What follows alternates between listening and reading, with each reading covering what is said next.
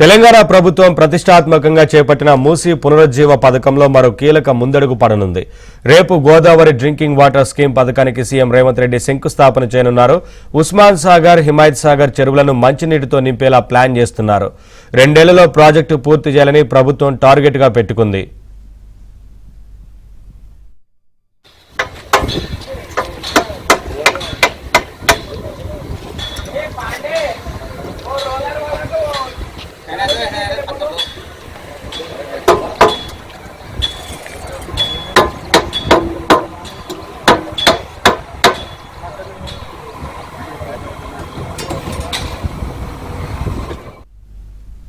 Updates మా correspondent Narasimharao అందిస్తారు. నరసింహరావు, మరో ప్రతిష్టాత్మక ప్రాజెక్టును పూర్తి చేయాలని టార్గెట్గా పెట్టుకున్నట్లు తెలుస్తా ఉంది కదా, ప్రభుత్వం ఏంటి అప్డేట్స్, ఏం చెప్తున్నారు అధికారులు?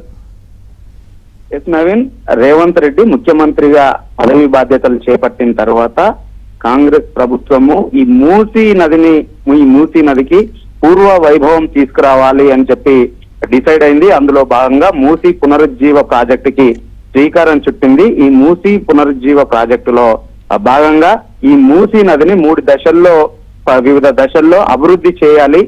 అభివృద్ధి చేయడం ద్వారా అక్కడ పర్యాటక రంగాన్ని, వాణిజ్య రంగాన్ని డెవలప్ చేయాలి అనేటువంటి ఆలోచనతో ఉంది.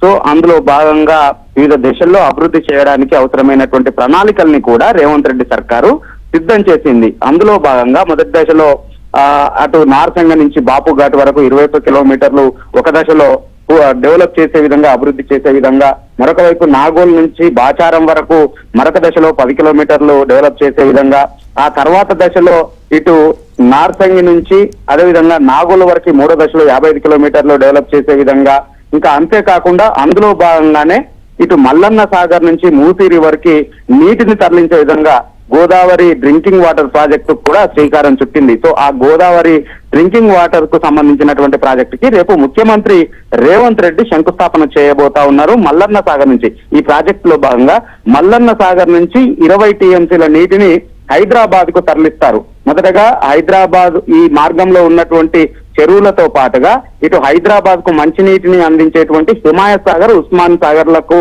17 టీఎంసీల 17.5 టీఎంసీల నీటితో ఆ చెరువులని 7 చెరువులని అదేవిధంగా ఈ హిమాయత్ సాగర్, ఉస్మాన్ సాగర్లను నింపుతారు. అదేవిధంగా 2.5 టీఎంసీల నీటిని మూసీని డెవలప్ చేసి మూసీలో ప్రవహించే విధంగా మూసీకి తరలిస్తారు. సో ఆ ప్రాజెక్టుకు సంబంధించినటువంటి Godavari drinking water phase 2, phase 3 scheme కు రేపు ముఖ్యమంత్రి రేవంత్ రెడ్డి శంకుస్థాపన చేయబోతా ఉన్నారు.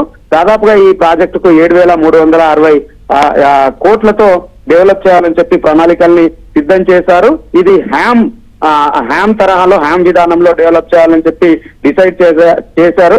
ఈ హ్యామ్ విధానంలో 40% నిధులని, ఆ ప్రాజెక్టుకు అవసరమైనటువంటి నిధుల్ని రాష్ట్ర ప్రభుత్వం భరిస్తుంది. మరొక 60% నిధులనేమో ఇటు కాంట్రాక్ట్ సంస్థ భరిస్తుంది. ఆ విధంగా హ్యామ్ విధానంలో డెవలప్ చేసే విధంగా దీనికి శంకుస్థాపన, ఈ ప్రాజెక్టును చేపట్టబోతా ఉన్నారు. అందుకు సంబంధించినటువంటి ప్రాజెక్టుకే రేపు ముఖ్యమంత్రి శంకుస్థాపన చేయబోతా ఉన్నారు. Naveen, thank you Narasimharao.